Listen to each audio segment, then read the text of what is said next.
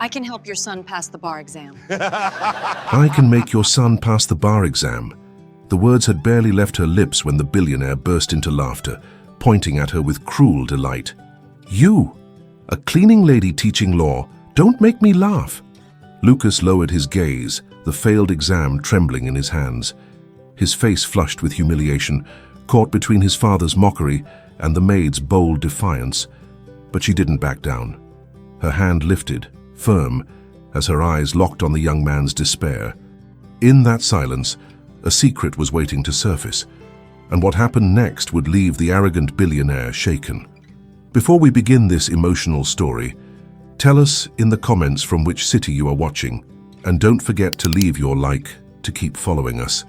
The crystal chandeliers above the ballroom glimmered like frozen stars, casting sharp light over polished marble floors.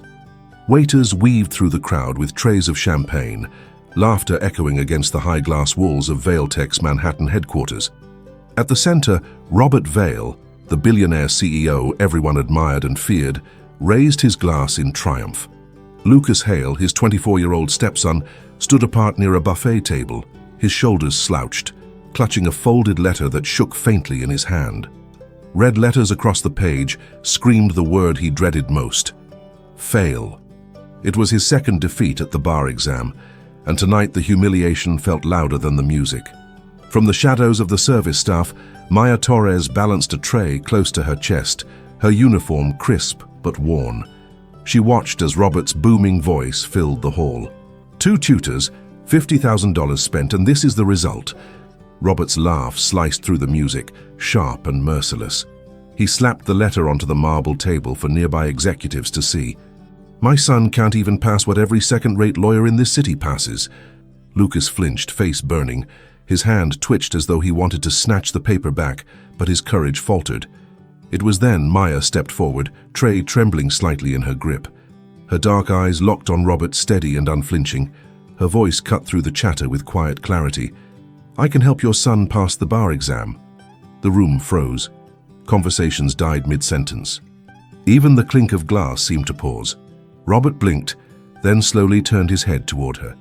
Silence stretched, heavy, until it cracked under his laughter, a roar that drew stares from every corner.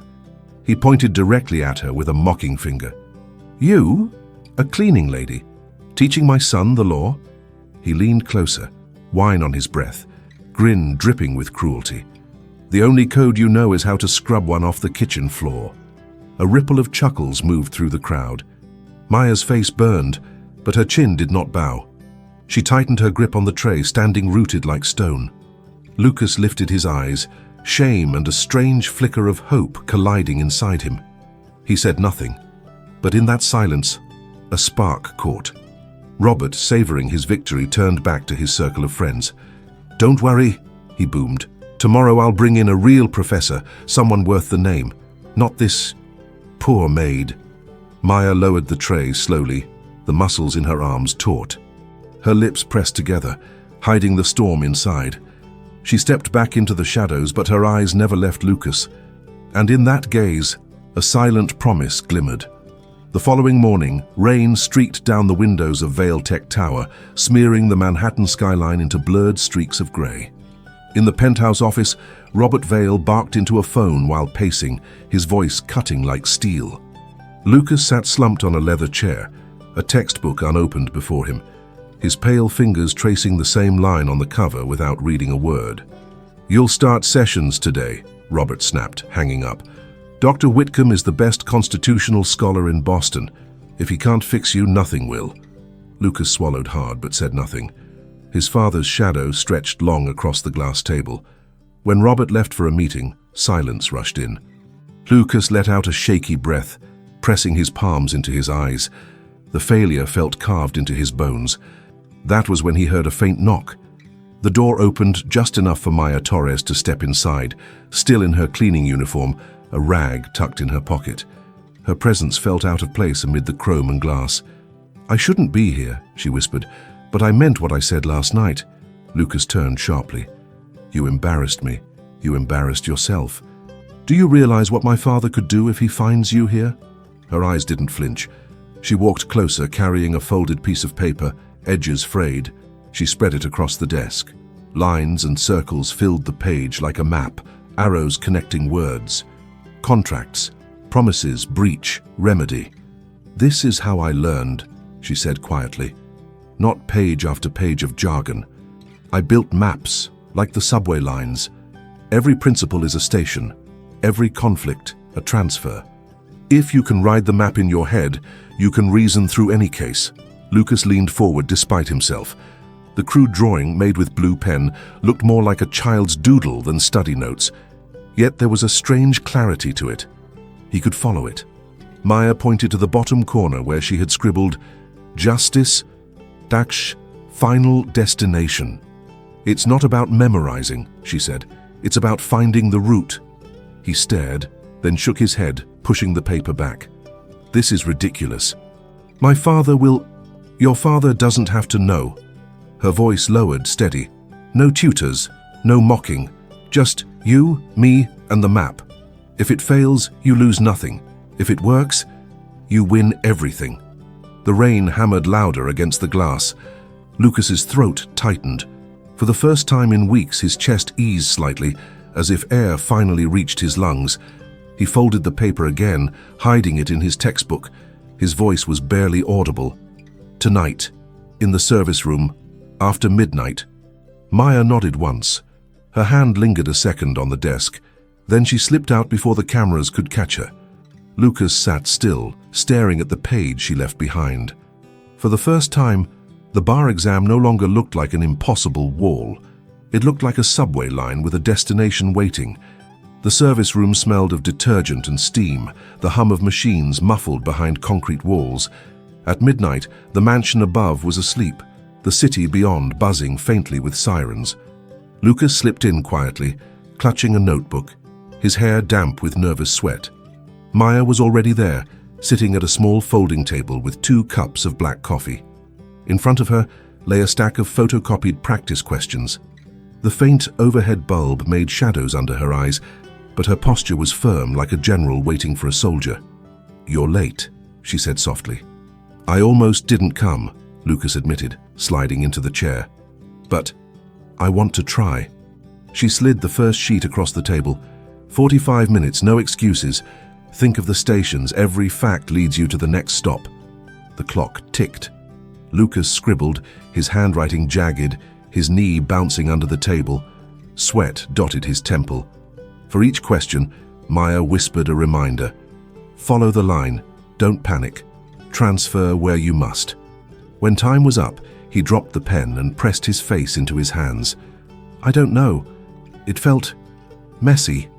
Maya pulled the pages closer. She read, lips moving silently, her brow lifted. "You got the structure, you missed details, but the skeleton is there. That's more than your tutors ever gave you." He looked at her, searching for sarcasm, but her tone was calm, grounded. "You mean, You're not failing because you're stupid," she interrupted gently. "You're failing because they teach you in ways that kill your confidence. The law isn't meant to be locked away. It lives in patterns. You just needed to see them." Lucas's chest tightened. For a moment, the urge to cry and laugh collided. He nodded, whispering, "Thank you." But before she could answer, a sudden click echoed. The door creaked. A sliver of light from the hallway split the room. Lucas froze. Chloe Stanton, Vailtech's polished PR director, stood in the doorway. Her heels clicked as she stepped inside, arms crossed, phone in hand. "Well, isn't this adorable?" she purred. The billionaire's son in a secret midnight class with the cleaning lady. She raised her phone slightly, the faint red light of a recording app glowing. Lucas shot up, panic in his eyes. "Delete that." Chloe smirked. "Relax. I work for your father. I know what keeps this family from becoming a headline. Imagine, if this leaked, the poor maid teaching the heir how to pass the bar exam. The ridicule writes itself." Maya's jaw clenched. She stood slowly, meeting Chloe's gaze without flinching. "Do what you want. But if he passes, no one will laugh." Chloe tilted her head, amused. "We'll see. Secrets like this have a way of crawling into the light." She slipped back out, her perfume lingering in the room, the threat heavy in the air. Lucas sat back down, trembling. Maya placed a steady hand on his notebook. "Let her laugh," she said quietly. "Focus on the route. The train doesn't stop for shadows." By the next afternoon, whispers rippled through Vale Tech's towering glass corridors. Assistants huddled in corners, screens glowing with the same viral clip. A grainy recording of Maya standing in the service room, her voice steady. "I can help your son pass the bar exam." Then Robert Vale's mocking laugh, cruel and thunderous. The internet devoured it. Hashtags multiplied. Cleaning Lady V's Billionaire. Bar exam challenge. Vale mockery. Memes spread like wildfire, painting Robert as the arrogant overlord, Maya as the fearless underdog. In his private office, Robert slammed his fist onto the desk, rattling glass awards. "Who recorded that? Who leaked it?" His face flushed crimson, veins visible at his temple. Chloe Stanton stood nearby, feigning innocence, her voice silky. "The clip is everywhere now. Damage control will be difficult." Robert's glare cut toward Lucas, seated stiff in the corner. "This humiliation, your humiliation, now belongs to me. The world thinks a poor maid is your savior. Do you understand what this does to my name?" Lucas opened his mouth, but no words came. His throat tightened until silence was all he had. Maya entered then, quietly pushing her cart of cleaning supplies. The air stiffened at her presence. Executives at the far end of the office exchanged uneasy looks. Robert turned, his voice sharp as broken glass. "You're enjoying this, aren't you? Making me a laughingstock." Maya stopped, hands steady on the cart. "I didn't leak anything, Mr. Vale." "Don't you dare speak," he thundered. "You've embarrassed me enough. My son is not your project and you are not his tutor. Stay away from him, or you'll regret it."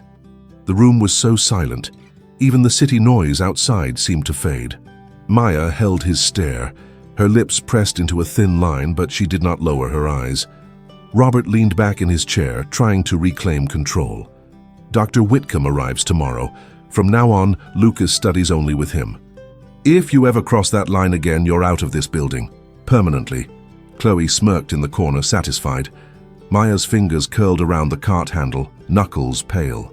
She nodded once, then turned away, her back straight despite the sting in her chest. Lucas watched her leave, a knot twisting in his stomach. He wanted to speak, to push back, but fear locked him in place. His father's shadow loomed too heavy.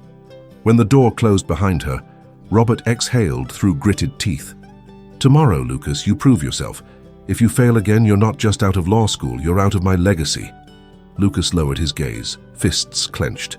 Somewhere deep inside, however, Maya's map burned like a hidden ember.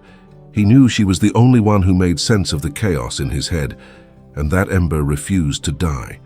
The next evening, the penthouse lights glowed warm against the cold Manhattan sky. Inside the study, Lucas sat across from Dr. Whitcomb, a silver-haired professor whose voice droned like a machine. Thick casebooks sprawled across the mahogany desk. "Rule against perpetuities," Whitcomb recited, tapping his finger. "Memorize it, word for word, no exceptions." Lucas's pen scratched weakly across paper, his mind blurred. The subway map Maya had drawn flickered in memory, clear, alive, while Whitcomb's lecture drowned him like static. Chloe Stanton slipped into the room, tablet in hand, heels clicking. She leaned close to Robert, who stood observing, arms crossed. "The clip still circulates, but I have another angle." Her eyes gleamed as she lowered her voice. "I found her file."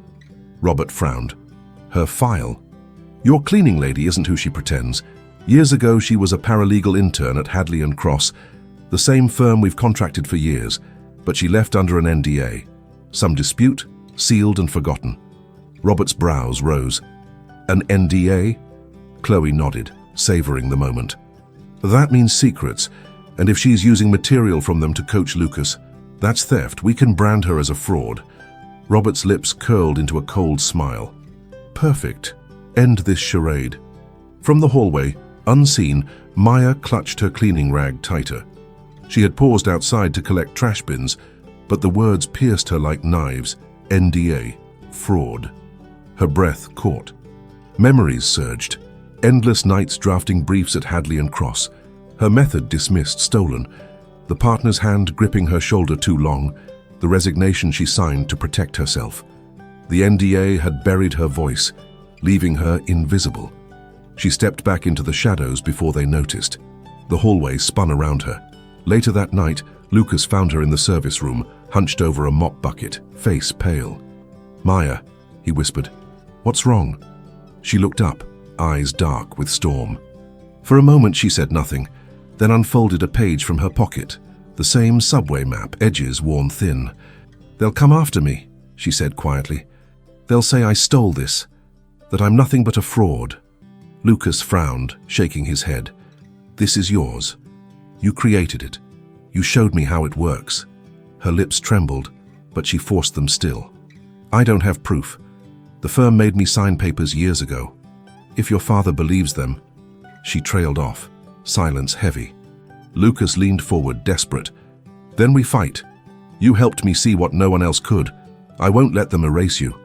Maya's eyes softened, a flicker of hope breaking through the fear. She folded the map again, pressing it into his hand. "Then study," she whispered. "Harder than ever. If you succeed, they can't bury us both." The city hummed outside, neon lights blinking like restless hearts. Inside that dim room, two souls sat together, bound not by chance but by a secret war that had only just begun. Saturday morning, the air outside Union Square buzzed with the chaos of New York. Street performers drumming on overturned buckets, vendors shouting over carts of roasted nuts, subway grates breathing warm steam into the crisp air. Lucas stood at the edge of the crowd, clutching a thick packet of practice questions. His chest rose and fell too fast, each breath scraping like broken glass. The bar exam simulation was minutes away. Dozens of students filed into a hall rented for the day, their chatter sharp with nerves. Some carried highlighters, others coffee cups. All looked more prepared than him. Chloe Stanton lingered near the entrance, speaking sweetly with a pair of Vail-Tech lawyers. Her eyes found Lucas, a glimmer of disdain hidden behind her polite smile. "You'll never outrun your father's shadow," she murmured as she passed, and she... Her glance flicked toward Maya, who stood across the street in her grey jacket. "She'll only drag you down." Lucas's pulse spiked, his vision blurred. The paper in his hands shook until the words ran together, senseless. His breath hitched faster. Panic clamped down like a fist. He staggered to the subway steps, clutching the railing. His knees buckled. Around him, people streamed past, barely noticing. Maya saw. She crossed traffic without hesitation, horns blaring. She knelt beside him on the steps, her hands firm on his shoulders. "Lucas, look at me." His eyes darted, wild. I can't breathe." "Yes, you can. Count with me." She pressed her palm flat against his chest. "One step at a time, like stations on the map. Ready? First stop. Contracts. Say it." His lips quivered. "Contracts." "Good. Next stop. Torts." He blinked, trembling. "Torts. Next, criminal law. Keep going. Breathe with each word." Slowly, the fog loosened. His breaths deepened. Passers-by glanced but kept moving, unaware that in this small corner of Union Square, a silent battle raged. When his pulse steadied, Maya guided him to sit on the curb. She handed him a bottle of water from her bag. "You're not weak," she said firmly. "You're scared. And fear is just another transfer station. You don't stop there, you move through it." Tears stung Lucas's eyes, not from shame, but release. He nodded, gripping the bottle like a lifeline. Maya leaned closer, her voice low but unshakable. "Listen to me. They can take money, names, even pride, but they can't take the map inside your head. That's yours. That's ours." For the first time, Lucas managed a faint, shaky smile. Across the street, Chloe watched from a distance, her expression tightening, her phone camera lowered, unused. Something about Maya's steady power unsettled her, though she'd never admit it. Lucas rose slowly, steadier now, his packet of questions clutched tighter.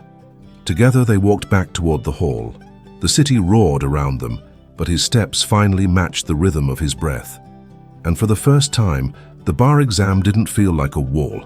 It felt like a train with a destination he might actually reach. The conference hall at Vail-Tech's 48th floor felt colder than a courtroom. Polished steel, glass walls, and a long table that stretched like a blade. At its head sat Robert Vail, his jaw tight, knuckles drumming on the surface. Around him, board members and legal advisors shifted in expensive suits, their eyes sharp. Maya entered quietly, her uniform pressed, her hands folded in front of her. She looked small in the cavernous room, yet her steps echoed with a quiet dignity. Lucas followed close behind, his face pale but determined. Chloe Stanton stood near a screen, slides already prepared. Her smile was thin as paper. "Mr. Vale," she began smoothly, "as you requested, I investigated. Our cleaning lady has been moonlighting as a self-proclaimed law tutor, but this," she tapped the tablet, and a slide projected onto the wall. "This is her so-called method, nearly identical to materials created at Hadley and Cross years ago. Under a strict NDA she signed, she is in violation, a fraud, a thief." Murmurs circled the table. Robert leaned back, eyes narrowing on Maya. "Is this true?"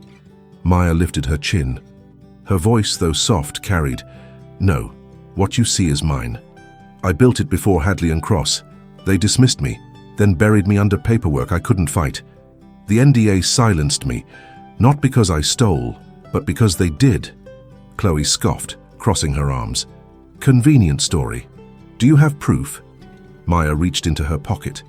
From a worn envelope, she pulled a faded notebook, edges curled with years of use. She opened it to pages filled with diagrams, subway lines, stations, transfers. Dates scrawled in the corners, years before her time at the firm. "This is my proof," she said, laying the notebook flat on the table. "Time stamped by my own handwriting. I was a paralegal, not a partner. They thought no one would believe me. But this is the map I carried long before I scrubbed your floors." The room hushed. Board members leaned forward, inspecting the fragile pages. The diagrams were raw, imperfect, yet undeniably original. Robert's gaze flicked between the notebook and Maya's steady face. His lips parted, but no words came. Lucas stood abruptly, his chair scraping loud against the floor. "She's the only reason I understand the law now. My tutors, your tutors, taught me nothing but fear. She gave me clarity. If you can't see that, then maybe the problem isn't her. It's you." The silence that followed was heavy, electric. Robert's eyes hardened, but beneath the steel, a shadow of doubt flickered. Chloe's voice cut through, sharp as glass. "Even if this notebook is real, perception matters. Headlines will read, 'Billionaire's son trained by cleaning lady under scandal.' Investors won't forgive that." Her words hung in the air like smoke. Maya exhaled slowly, her hands folding once more. "If truth destroys you," she said calmly, "then maybe the empire was weaker than you thought." The room froze. Robert's fists tightened against the table, rage and something unspoken wrestling in his silence. The exam hall buzzed with tension. Rows of desks lined the cavernous space, fluorescent lights humming above. Lucas sat at one of them, pencil poised, heart pounding in his throat. On the desk beside him lay the subway map Maya had drawn the night before, carefully folded, hidden like a secret prayer. A proctor's voice rang out, "Begin." The room filled with the scratch of pencils. Lucas's mind threatened to blur, but he closed his eyes for a split second, picturing the map. Contracts, Station 1. Torts, Station 2. Transfer to criminal. His pulse matched the rhythm of the imaginary train. He breathed. He wrote. An hour passed. For once, his answers formed a chain, not fragments. By the time the proctor called time, his paper wasn't perfect, but it was alive with reasoning, not panic. When he stepped outside into the sharp autumn air, Maya was waiting on the sidewalk. She scanned his face with quiet intensity. "How did it go?" Lucas exhaled, a shaky smile tugging at his lips. "Not flawless, but I finally understood the route." Maya's eyes softened. She nodded. "Then you're closer than ever." But before relief could settle, Chloe Stanton appeared from a black town car, immaculate in a navy suit. Her smile was icy, her words sugar-coated poison. "Impressive, Lucas. Rumor is you lasted the full exam without choking. Progress indeed." She stepped closer, lowering her voice. "But let's speak of perception. Investors, shareholders, the press, they still laugh at your father's family. Unless..." She paused, letting the silence sharpen. Unless you agree to something cleaner. A contract marriage with Helena Cross, the daughter of Hadley and Cross's senior partner. A union on paper, nothing more.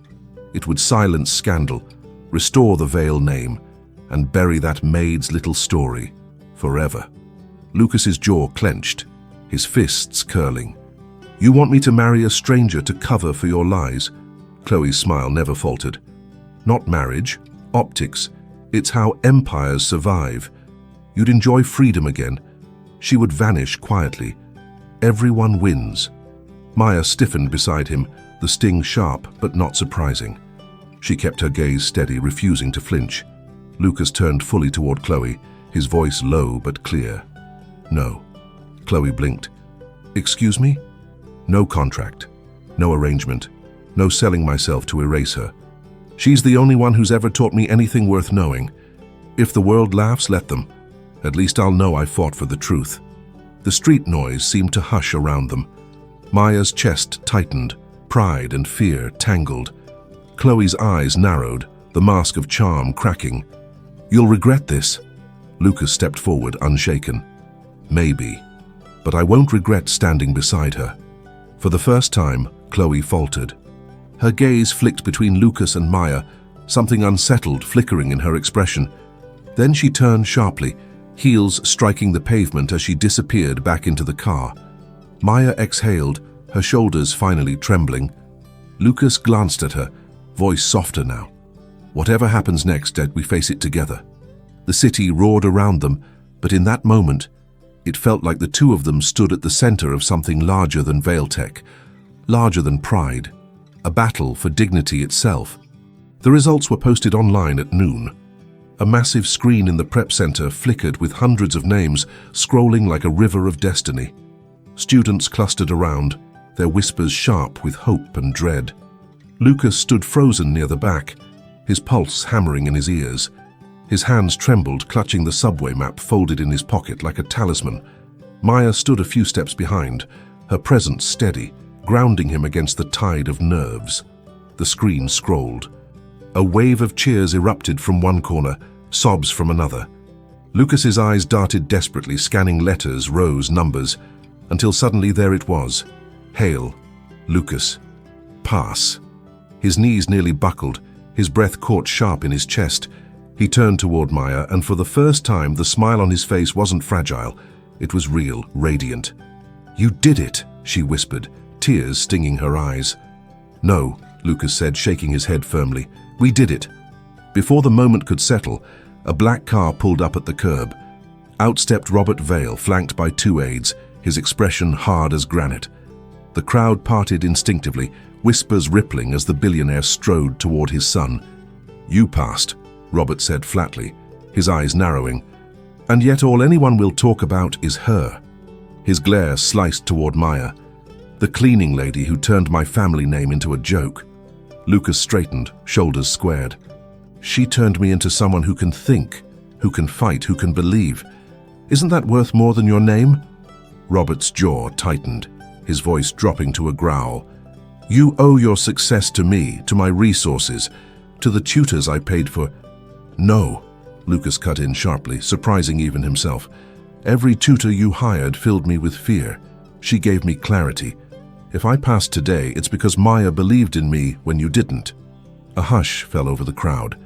Students, strangers, even reporters nearby leaned closer, their phones quietly recording. Robert's face flushed with rage, but beneath it, uncertainty flickered. You defend her like she's family. Do you even know who she is? Do you know the deals she signed, the shadows she hides in? Maya stepped forward, voice calm but resolute. I know who I am. I was silenced by an NDA to protect powerful men like you.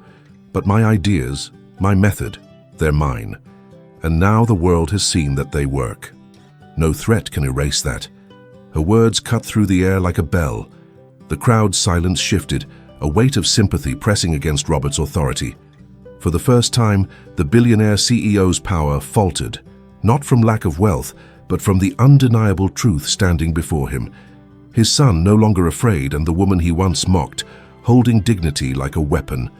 Robert exhaled slowly, his eyes locking on Maya. Rage burned there, but something else flickered. something close to surrender. The boardroom felt different now, less like a throne room, more like a stage where truths could no longer be buried. Robert Vale stood at the head of the table, the letter confirming Lucas's passing on the bar exam spread before him. The silence stretched, heavy, broken only by the faint hum of the city below. Lucas sat tall, shoulders squared, no longer shrinking under his father's shadow. Maya stood beside him, uniform still neat, hands clasped, yet the quiet strength in her eyes eclipsed any silk suit in the room. Robert's gaze shifted between them. He had built empires, crushed rivals, dictated the market with a single decision. Yet now, with two pairs of unflinching eyes fixed on him, his voice faltered. "I mocked you," he admitted, his tone low, gravelly. "I dismissed you as nothing more than a maid. And yet, my son's success proves me wrong. It wasn't money, wasn't prestige. It was your mind, your method." Maya held her silence, not out of fear but dignity. Robert exhaled, his shoulders sinking as though a weight he'd carried for decades finally cracked. "I owe you an apology. More than that, I owe you restitution. You should never have been silenced. Not by Hadley and Cross, not by me." He turned to his aides. "Effective immediately. We'll establish a scholarship fund. Full tuition for single mothers pursuing law.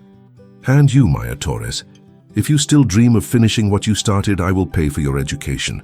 No strings, no gag orders." Gasps rippled around the table. Lucas's eyes widened, pride swelling in his chest. Maya's lips parted slightly, her composure wavering for the first time. "You'd do that?" she asked, her voice a whisper of disbelief. Robert met her gaze, his expression stripped of arrogance. "It's not charity. It's justice." For a moment, silence lingered. Then Maya's eyes shimmered, tears held back by sheer strength. She nodded once firmly. "Thank you." Lucas rose, placing a hand on her shoulder. "You deserve it, Maya, more than anyone I've ever met." Robert looked at his son, the boy he once called a failure. For the first time, pride, not in himself but in Lucas, flickered across his face. "Maybe," Robert said slowly, "you'll be a better lawyer than I ever imagined. Not because of me, but because you chose to learn from someone I was too blind to see." The city skyline glowed through the glass walls, lights flickering like constellations. In that room, something shifted. Wealth and power bent, if only briefly, to the quiet force of dignity. Maya closed her notebook, the old subway map tucked safely inside. This time, it wasn't hidden. It was the symbol of a future reborn. And for once, Robert Vale, the billionaire who once mocked her, bowed his head not in defeat but in respect. In the end, the billionaire who once laughed in her face discovered that brilliance can shine even beneath a maid's uniform. What began as humiliation turned into revelation. His son found strength not in wealth or tutors, but in the patience and wisdom of someone he had been taught to overlook. Maya's courage and dignity not only helped Lucas pass the bar exam, they reminded Robert Vale that true power is not measured by money, but by the ability to believe in others. And when he finally bowed his head in respect, it was not defeat, it was redemption. Because sometimes the most shocking truth is that greatness hides in the places we least expect, waiting for someone to see it. Thank you for staying with us until the end of this heart-touching story. Tell us in the comments which part moved you the most. Subscribe and turn on the bell to receive more stories that inspire and transform. Leave a like if you believe in the invisible strength of dignity and family. And above all, thank you for being part of this community that believes in stories with soul. And before you go, watch the story I leave here on the left. I'm sure it will also move you and make you reflect.